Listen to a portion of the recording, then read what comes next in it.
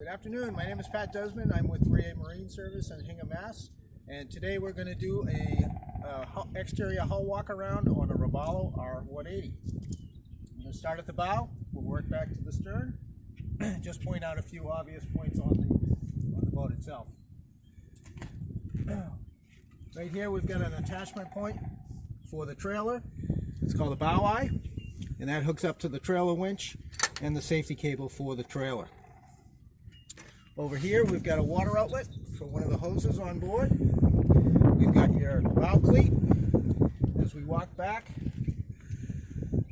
we've got our midship cleat or our spring cleat. And then up top here we've got our fuel fill. Now the fuel fill cap works on a spring. There's a little black knob on the front. You push the knob in and the cap will spring up. Just a note on fueling. You want to make sure that you use an appropriate fuel for the engine that you're operating. Most engines will use an 87 or an 89 octane fuel.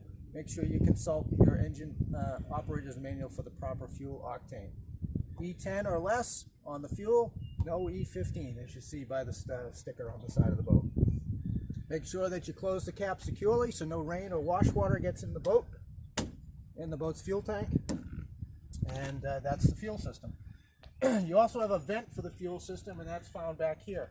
As you're filling the boat, you'll see some fumes coming out of this vent. That's normal. It's the air escaping in the tank as you fill the tank. A little bit different than what you have in an automobile. Over here we've got a deck through hull, an outlet. This is any of the wash water on the deck will exit the boat from this through hull fitting here. As we circle to the back of the boat, we've got our stern cleat, and we've got cleats both for starboard and port on the boat. In the back we've got stern eyes similar to the bow eye up forward, one on each side, which can be used as an attachment point for a secure line for the trailer. It could also be used for a harness for water skiing or tubing or pulling somebody, or in the event that you needed to tow something with the boat. Those stern eyes come in handy. Down here is probably the most important component on the exterior of the boat. This is your drain plug. Don't ever launch your boat without the drain plug. That would be a bad thing. Drain plug keeps the water out of the boat, and it's important to have the boat in the plug in the boat, or it will sink. This particular drain plug, they come in all shapes and sizes. This is just a standard brass plug. A 9/16 wrench will take that right out, or an adjustable wrench will take that right out. Moving over to here, we've got another drain for the cockpit. That's actually a drain for the live well. So as the live well drains, the water runs down and comes out through the back of the boat here. These drains here in the motor well are your motor well drains. Any water that accumulates in the motor well will come out through those drains. On the starboard side, we've got our boarding ladder. It's a nice 4-step ladder, and it's held in with a bungee. It telescopes down, allows you to board the boat when you're out of the boat, either on land or if you're swimming around the boat. You can use the boarding ladder to climb in and out of the boat. You want to make sure you stow the boarding ladder before you operate the boat, obviously. You do that by folding the ladder up and stowing it back into the locker. On the starboard side of the boat, we've got similar features as the port side. This is the outlet for the bilge pump. Again, a deck drain, your stern cleat, your spring cleat, another drain for one of the components on the boat. And then up front, this oval shaped thingy is the horn. The horn is located behind here, so when you beat the horn, this is where the sound comes out. Up top, you've got your bow light, and that's pretty much covers the exterior components on the R180 Robalo. Thank you.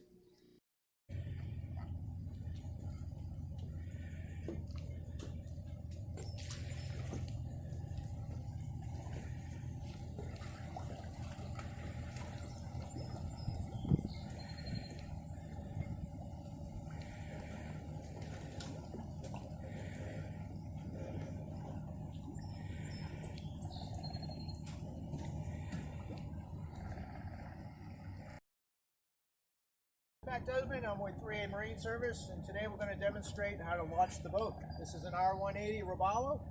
As you can see, we've just backed the boat into the water. We've got our lines and fenders all ready to go. We want to have everything ready before we back down the ramp, so we're not tying up the other boaters that are coming along behind us. We've left the bow winch cable connected, as well as a safety chain, just in case there were a problem where the boat would slide off the trailer. We'll now climb down, we'll unclip those, and then we'll get the boat off the trailer and onto the dock so we can start our boating.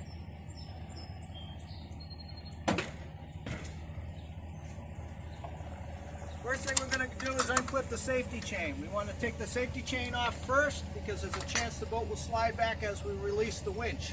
We don't want the safety chain to get taut and then we can't take it off the hook. So you always take the safety chain off first, followed by the winch cable. Now we'll have to release the winch cable. We do that by putting it in reverse. Back off the tension, and then we can unclip the winch cable. From here we may need to back the trailer down a little more. It may not be floating quite enough. We've got our line set up. So what I'll do is I'll back the truck down a little bit more and we'll give it a little bit of shove so the boat's floating off the trailer.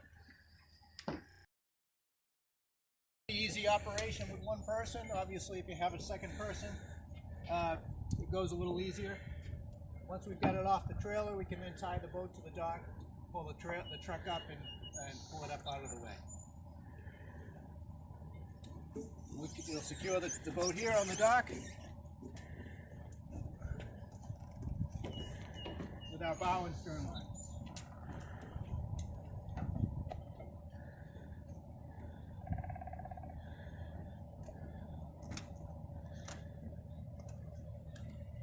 That, in a nutshell, is how to launch the boat. Good afternoon. My name is Pat Desmond. I'm with 3A Marine Service in Hingham, Mass. And today we're going to do a walkthrough on the interior of a Robalo R180. I like to start in the back, work our way forward. Below me here, underneath the seat, is your battery, one of your batteries, and your battery switch. That's one of the most key components on the boat. So the battery is located down below. Starboard battery. There's a second battery, and this particular boat has the dual battery option, so I should just premise that. Not all of these boats come with two batteries. This is an option. There's a second battery on the opposite side, and then down in there, I don't know, Terry, if you can see that way down below, the red switch is the battery switch. It has 4 positions. It has a position off, position 1, position 2, and position all, or both. When you operate a dual battery system, it's best to operate either 1 or 2 batteries at one time. There's a misconception that you should operate both batteries all the time. That has its merits, but also has its faults. If the engine charging system isn't operating correctly and you've got the engine battery selector switch on battery position both or all, then both batteries could potentially go dead and you wouldn't have a second battery as a backup to get you back to port. So we recommend that you either operate on battery 1 or battery 2, whichever makes sense to you. If you're a weekend boater, make Saturday your battery 1, make Sunday your battery 2. That way each battery has an opportunity to get drawn down and recharged, and you have the other battery as a backup. Okay, so we are on battery position number 2. A couple of other items located down in this compartment. You've got the water separating fuel filter, which is part of the boat's fuel system. That gets changed on an annual basis. That will separate any sediment, debris, or water from the fuel system before it gets to the motor. It's your first line of defense, and that is an annual maintenance item that gets changed typically during winterization on your boat. On the opposite side, I'm just going to point out the second battery, and also this is where some of the boat pumps are located. Underneath the seat here, you've got your second battery. You've got a little bit of space. You could potentially store some wet items, but you've also got your shore flow pump. That is for your washdown and your live well system. This black component behind here is a carbon filter for the fuel vent system. It pulls any vapors, fuel vapors, out of the venting system before they get to the environment. It's a EPA device. It helps cut down on emissions from the boat. Located down in this center area, which is going to be difficult to see on this boat,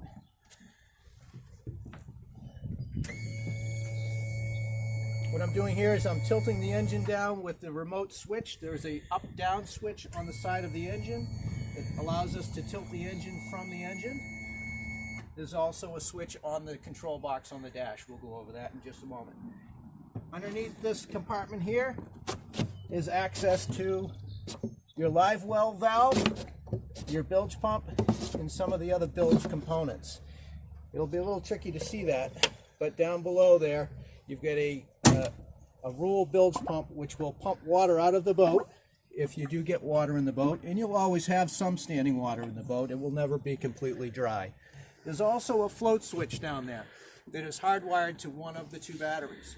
So in the event that the battery switch is in the off position, which is recommended when you leave the boat, turn the battery switch to the off position. The only component that remains live is the bilge pump through the automatic float switch. That works like a sump pump in your house. If the water level rises in the bilge, the float switch raises up, turns the pump on. As the water level drops, the float drops, the pump turns off. That's to keep the boat from sinking if it's on a mooring and it were compromised with water.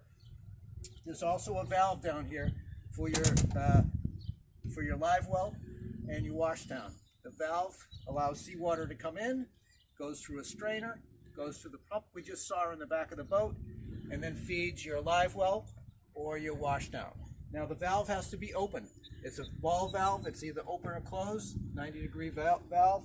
That is located straight below me. I don't know if you can get in there and see that, Terry. But that valve is currently in the off position or the closed position. We're going to open that up so that we have water feeding our live well and washdown.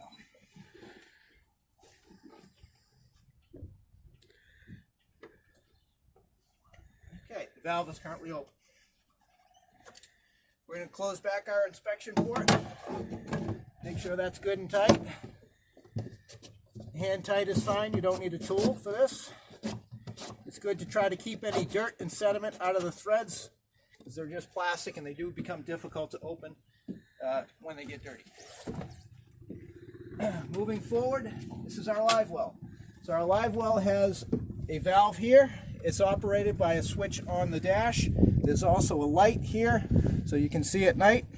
And there's a tube that goes into this drain hole here. When you want to operate the live well, you thread the tube down into the drain. You turn the live well on. You do that with the switch on the dash.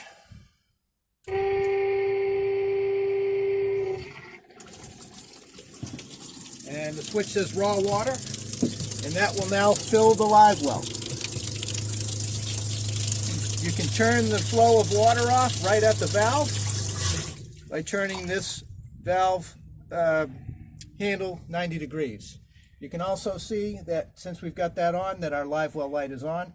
Again, the water level will raise up to the top of the tube and then down and flow out and overboard. I'm not sure if we have the tube on board today, but oh, there it is. Ask and ye shall receive. So we thread the tube down into the drain hole. Just hand tight. We turn the switch back on. Open the valve, and the water level will rise to the top of the tube and then flow out just like your bathtub at home. It flows out and overboard. When you want to drain the locker or the live well, just take the tube out and all the water will drain overboard. Important to note that this water drains overboard and not into the bilge. There is a drain on the back of the boat where the water will exit the boat.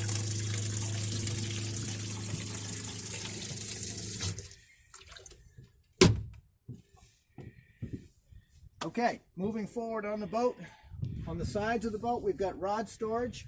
We haven't got a rod with us today, but if we did, we could stow the rod in these holes. You slide the rod in one side. These bungees help to hold the rods in place from rattling and this bumper strip here is to protect your reels. The reels go up against the bumper strip, prevents them from rattling around in the boat. You've got a grab handle in the back of the boat for the passenger seat. When the passenger seat is in operation, the passenger has something to hold on to if you get into some rough water. The cooler is mounted underneath the leaning post. It's held in by this bar, which is also held in by a pin. And then you can then take the cooler home, fill it with your food and drink, or use it for storage, and then return to the boat ready for your day. Now we'll talk about the dash. Dash panels are pretty universal for all of their models. That's why you'll see some components on a panel that may not be used.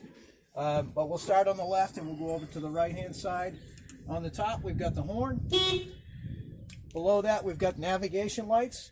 So when we operate the navigation light, we've got a red and green bow light up ahead there, and that will turn on with the navigation light. These little black circuit breakers to the right of the switch, those are like fuses or circuit breakers in your home. If the circuit overloads, the breaker will trip, pop out, and you can reset that by just pressing the circuit breaker back in. When you're navigating at night, you're required to have a bow light, a red and green light, as well as a white light, which is on top of the T-top on this particular boat. So you have to have your nav light on and your anchor light. That's ANCH, stands for anchor. When you're anchored in an unmarked mooring area, you're required to have a light on so other boaters can see you. That light would be just the anchor light. So when you're anchored, just your white anchor light is on. When you're moving, you have your navigation light and your anchor light on. That's at night or in a fog or limited visibility. Obviously, you don't need those on during the day. Courtesy lights, I call those party lights. You've got some lights, LED lights in the deck. They won't show up too good in the sunlight, but you've got some lights here and then on the opposite side, and they provide some nice illumination on the deck when you're operating at night. The raw water switch on the panel, we've talked about that. That feeds your live well. If this boat had a washdown, which I don't believe it does, that would also power the washdown switch as well. Accessory on this particular boat is blank. It's not connected to anything. So we can press it all we like, nothing will come on. Moving over to the starboard side panel, we've got a switch on the top for aft bilge. This particular switch has a red LED light on it. The reason for that light is if the bilge pump were to come on automatically via the switch we just talked about, that light would come on to alert you that the bilge pump was operating. The bilge pump outlet is located on the starboard side aft, so you'll see a stream of water coming out when the bilge pump is activated. You can also activate the bilge pump manually. By pressing the bilge pump switch, the light comes on telling us that the bilge pump is operating. Electronics. The electronics on the boat, we've got a Garmin GPS on board with it's a combination chart plotter fish finder, and that takes its power source from the electronic switch. When we turn the electronic switch on, that powers the unit. We can also turn the unit on and off via the power switch on the unit itself. But the unit will only operate if the power switch is on for electronics. We'll give that a minute. We're not going to spend too much time on the ins and outs of the Garmin product. These boats will come with various different GPS chart plotters or maybe none at all. It's best to source the Garmin website or the electronics website that you have on board your boat, and I'm sure there are dozens of YouTube videos that can help you with the individual electronics. This boat has a switch for trim tabs. However, this boat doesn't have trim tabs. So again, that's an unused switch on this panel. It also has two accessory switches.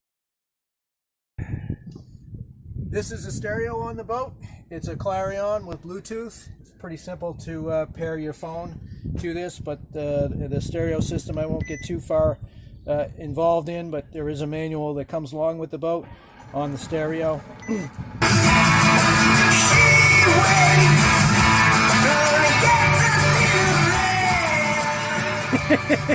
As you can see, it works pretty well. Nice sound system, marine, waterproof, good sound system for the boat. We'll turn that off for now. The last thing on that panel is your 12-volt plug. You can plug a charger in here. You can a spotlight, something that doesn't draw too much power for powering a phone or whatnot. You also have an auxiliary input for a jack if you need to plug in a phone or an MP3 player to the device remotely. This is for the stereo.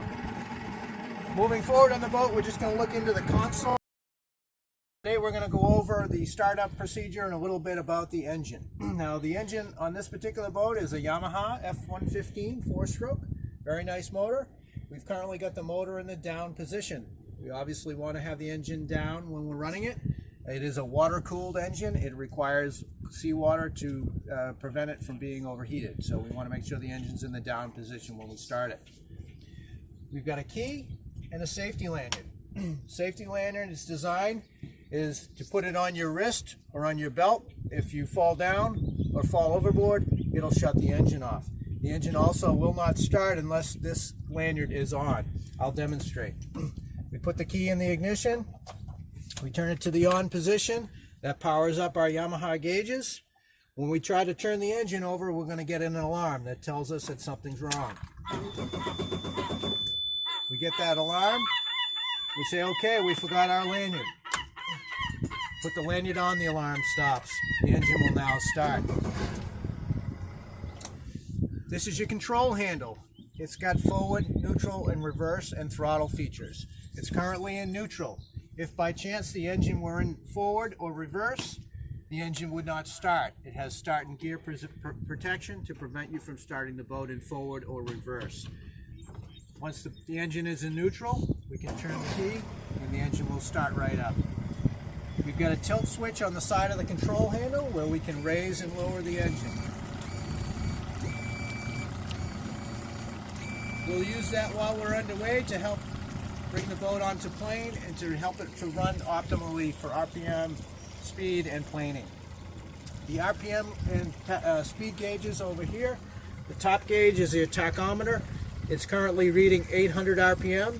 The number 8 times 100 is 800 RPM.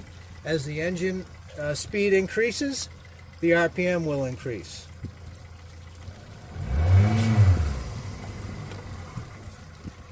Below that, we've got a temperature gauge. It reads low to high. You'll see the temperature symbol. As the engine warms up, it should be reading somewhere around the middle of the gauge. Middle is normal with temperature. If we hit the mode button, that changes to battery voltage. There again, we should be seeing somewhere in the middle range of low to high. We hit mode one more time. That's going to give us engine hours. It's telling us this engine has 0.2 hours on it. And then we turn back to the engine temperature. So we've got engine temperature, battery voltage, and engine hours. On the right side of the gauge is a trim indicator. This tells us the level of the engine relative to the transom on the boat. As we lower the engine down, the trim will come down. As we come up, the trim will come up. The bottom gauge is your speed gauge and your fuel management gauge. Right now it's reading 0 miles per hour. We're tied to the dock. I'd say that's reading pretty accurately. It's also telling us engine gallons per hour. How many gallons per hour is the engine burning? It's right now burning 0.4 gallons per hour at idle speed. We've got on the left side, we've got trip, flow, economy, and total fuel. Those are all readings that you can get from the gauge. We're not going to go over that in this video. You can read your engine owner's manual and your gauge manual in the instructions on how to set trip and read fuel management. On the right side of the gauge, we've got full to empty. This will read accurately if the boat is at rest level. As the boat comes on and off a plane, you'll get some fluctuations in your fuel level in the tank. That is absolutely normal. Again, miles per gallon. We hit mode again. Total number of gallons. Trip, how many miles we've gone. It's going to tell us distance. Again, fuel flow, miles per gallon, and total gallons used. And that is your Yamaha engine system. To shift the engine into gear, we merely push the control handle back to engage reverse. The further we push it, the faster we go. Same with forward. We're still tied to the dock, so we're going to hold off on that for now. And I'll just finish off the video by just demonstrating the safety lanyard.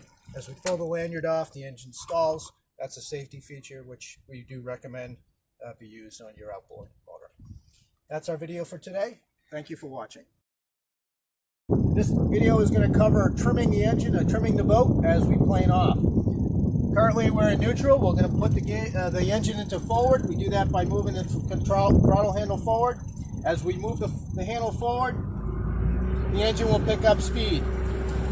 We'll gradually increase the speed to bring the boat up onto plane. We bring the trim down all the way.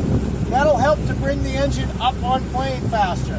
So you want to trim the engine down all the way. You can measure that by watching your trim gauge.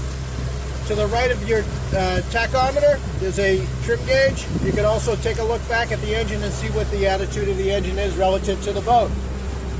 Once we get the boat on plane, we'll bring the trim back up again. That will allow the boat to lift out of the water and run more efficiently. We're going to give it a little run here. So hold on. Off we go.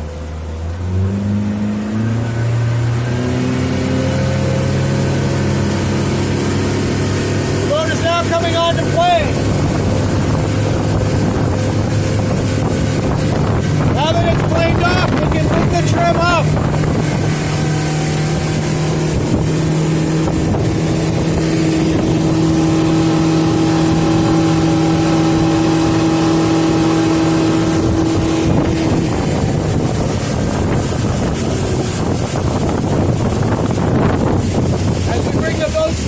We want to bring the engine trim back down again so that we're ready for our next planing event. That covers boat trimming, boat and engine trimming, planing off, and deplaning on an R180 with a 115 Yamaha. Thanks for watching. Today we're going to demonstrate loading an R180 Robalo back on the trailer. I'm going to try not to get my feet wet because it's a little cold today. So we've walked the trailer onto the, we've walked the boat onto the trailer as far as it will go, and we're just going to release the winch, pay out the cable. Do that by putting it in neutral position on the winch, and then we just pull the cable, the winch strap out, and walk down the trailer and hook it on the bow arm.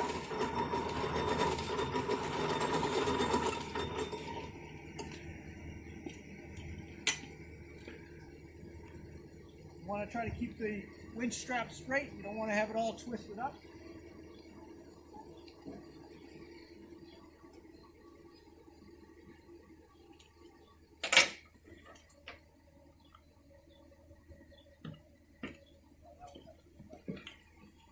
A properly adjusted trailer will line the boat up on its own. There really doesn't need to be a lot of pushing and pulling.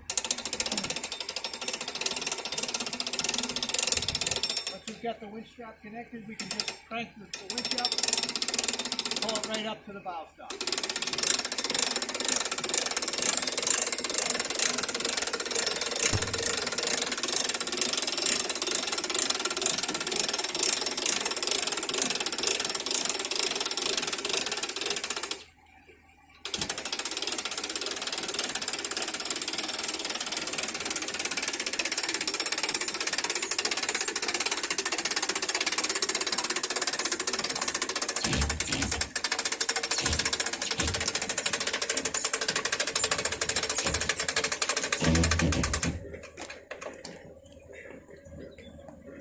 Once the bow stop is stuck against the bow or the bow eye, we hook up our safety chain. Make sure the engine is tilted in the up position. You want to make sure it's up before you pull the boat out of the water.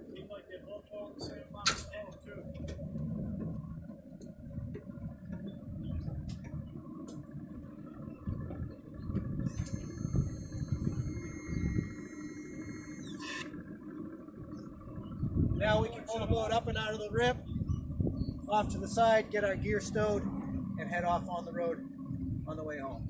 Thanks for watching. Great day.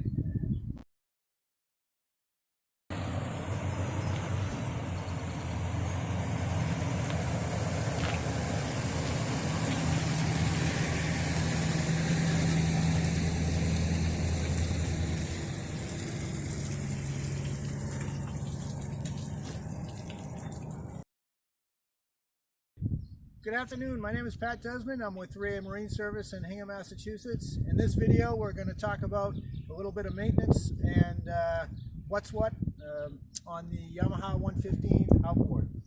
So on this engine over here we've got a trim and tilt switch on the side of the pan. This is convenient when you want to raise and lower the engine from down below.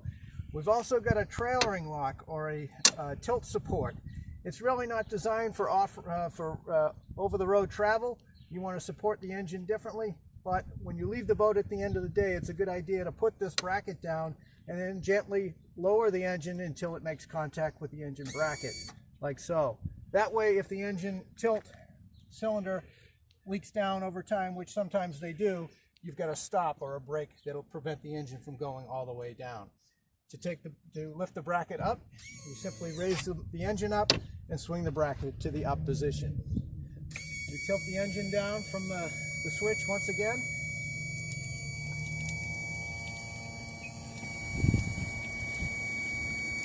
Until we've got it in the vertical position. A couple other components on the engine. This flushing device on the side of the engine allows you to flush the engine with fresh water after you've run the boat in salt water or brackish water.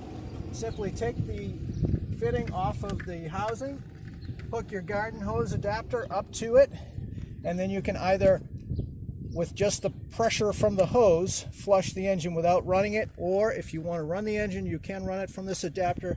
You're only doing it for a couple of minutes to circulate the cooling water through the motor and flush the salt out. You could also run this engine by putting on a pair of flush muffs, a flush head or a flush adapter. That'll allow garden hose to be hooked up to that, which will allow cooling water to be run through the motor to flush it out as well. So two ways to flush the engine. Really boils down to personal preference. If you do use the hose adapter, make sure that the yellow gasket doesn't fall out when you take it off. They make it yellow for a reason, so you notice if it's not there. If that's not there, this engine could overheat due to this fitting leaking when it's connected. This is part of the cooling system. And you just put that on hand tight, no tools required.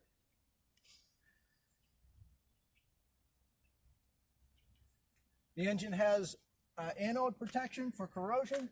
There's a bracket zinc down below here. There's also a trim fin zinc here. These will both what they call sacrificial anodes. They will corrode before the aluminum on the engine, and they're designed to be replaced annually or as necessary. And it's very common for an engine that's left in the water to need to have these replaced annually. Typically we would do that during winterization. Propeller, it's a good idea to inspect your propeller periodically for any damage. If you hit bottom or hit an object in the water, you want to make sure you have your propeller repaired or replaced. Propeller can affect the overall condition and health of the engine, so it's a very important component to the engine. Make sure that you keep the propeller in good condition. The engine hatch latch in the front and back of the engine will allow you to lift the motor hood off. We're going to lift that up and just point out a couple of things on the engine.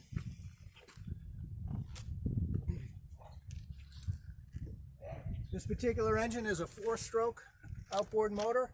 It does have an oil sump, and it uses oil just like your automobile. You've got an oil filter over here which should be changed periodically. The first service for this particular engine is after 20 hours of operation. After 20 hours of operation, you want to have the engine oil changed as well as the gear oil, and those are all items that can be found, that maintenance schedule can be found in your engine owner's manual. And consult your dealer, us if it's us, if you have questions on first service. It is a good idea periodically to check the engine oil, and again, you would do that just like you would any 4-stroke oil, 4-stroke engine.